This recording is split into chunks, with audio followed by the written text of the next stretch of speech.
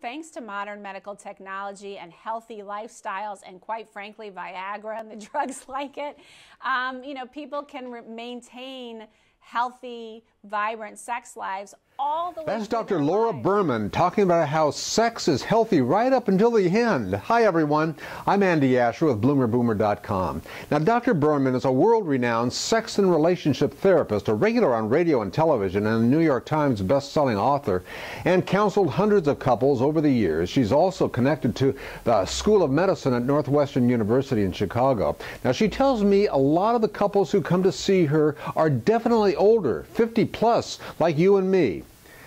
Let's talk to her a little more. Hi, Dr. Berman. Hi, Andy. As a sex therapist and relationship counselor in your practice, I suspect there's a difference in how you help younger folks versus those of us in the 50-plus category. You know, there's not only you have more time on your hands as the kids are getting older and leaving home. You have, the empty nest that you can start playing with, redefining your lives and having more quality time together. But you're also dealing with some of the side effects of aging, especially hormonal changes, which can start to do a number on your libido and your sexual response and make it harder to maintain that strong sexual, vibrant connection. I know you talk, for example, about Valentine's Day as a time to make relationship resolutions, similar to how we make New Year's resolutions. You probably don't have to wait until February 14th, Valentine's Day, to make those resolutions. Step us through that. I always think of Valentine's Day as a time to make relationship resolutions. So, New Year's Eve, you make life resolutions. Valentine's Day, you make relationship resolutions. Let's look at our relationship. What's really working? What do we want to build on and improve upon? And what kind of commitments can we make to our relationship and to each other to really make our connection a priority? So for some, it's, spending more quality time together and doing more adventurous things together. For others, it's really committing to making sex a priority. And we've been distracted from it. We got out of the habit of it when the kids were young. Let's really make it a priority to have sex at least once a week and to really build on that sexual connection. Now, as a sex therapist, you see couples who are looking for ways to bring back those passions for showing their love in the bedroom.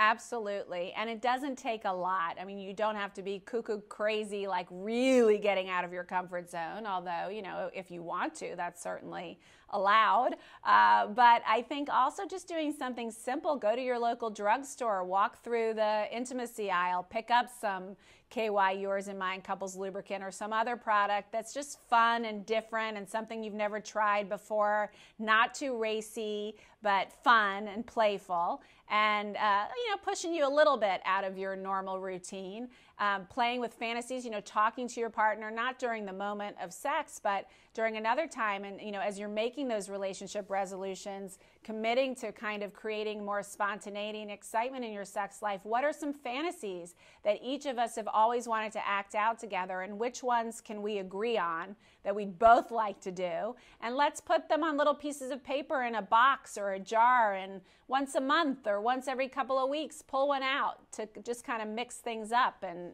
try it out. Now, young people are always surprised to learn that people over 70 and older still have an active sex life.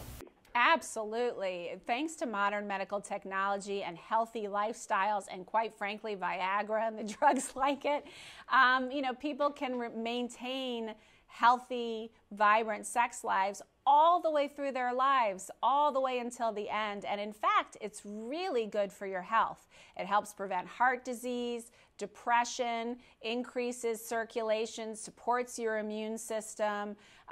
So it's really good for your health and, of course, for your relationship as well.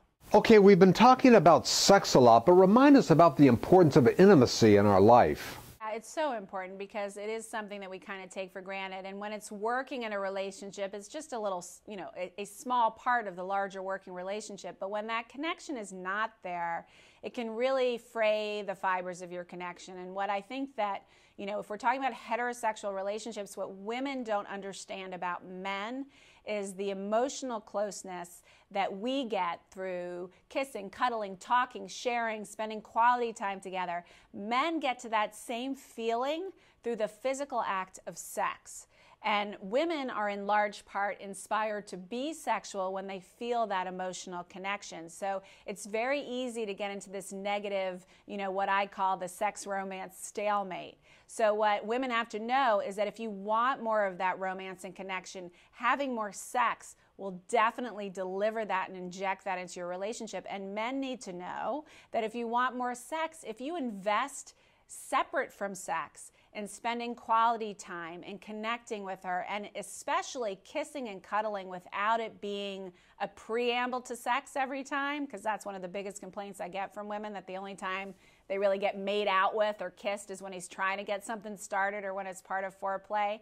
You have to think of women, men are like a microwave oven and women are a slow burning stove, and you got to just stoke the flames. And when you spend that quality time with her throughout the week and you spend a couple of, even just 15 minutes once or twice a week kissing and cuddling and talking with no possibility of sex, you're really stoking those fires. So, she's ready when you have the opportunity to really get busy. I thought all you had to do was give him jewelry. That works for a few times, but then, after a long-term relationship, that gets old too. In your practice, do you see many people over 50 and 60, or mostly younger people? A lot over 50. Are you kidding? I see tons of people over 50. Okay, Yeah. So there's still that curiosity and urge to improve that part of your life. Curiosity, urge, and desire. Like, look, they either feel like, look, I don't know how many years I have left, I want them to count, or they think, you know what, I have another 20 years. Like, I want it to be good. I feel good, I'm active, I'm healthy, I want a good sex life too. Any tips on introducing new things to your partner? Yeah, I think it's important, you do it outside the bedroom. You don't spring it on them. You say, I love you, I love our life, I love our sexual connection, but I really, this time of year just gets me thinking about it, and I'm thinking that I would love to build on that and create more excitement and experiment with some things. And I went to the drugstore and I got this Yours and Mine lubricant, or I was looking online, or I was thinking about this fantasy that I've always wanted to act out, and I was wondering if you'd be willing to try it with me. And most of the time, couples, the partners will say yes, and may have some ideas of their own. And so it sparks a conversation that for many people they've never had before, where they discover new things about each other and fantasies that they never knew their partner might be interested in trying, from role plays to different locations to different products. So the sky's the limit. And thanks so much, Laura. Thank you. I appreciate it.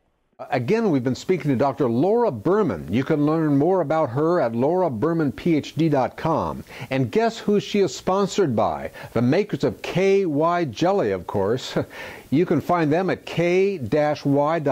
Check out some of our other shows. Pain vs. Surgery is a great show focusing on knee replacement surgery, and the Mimi's smoothie recipes. And check out some of the new shows that will be available soon.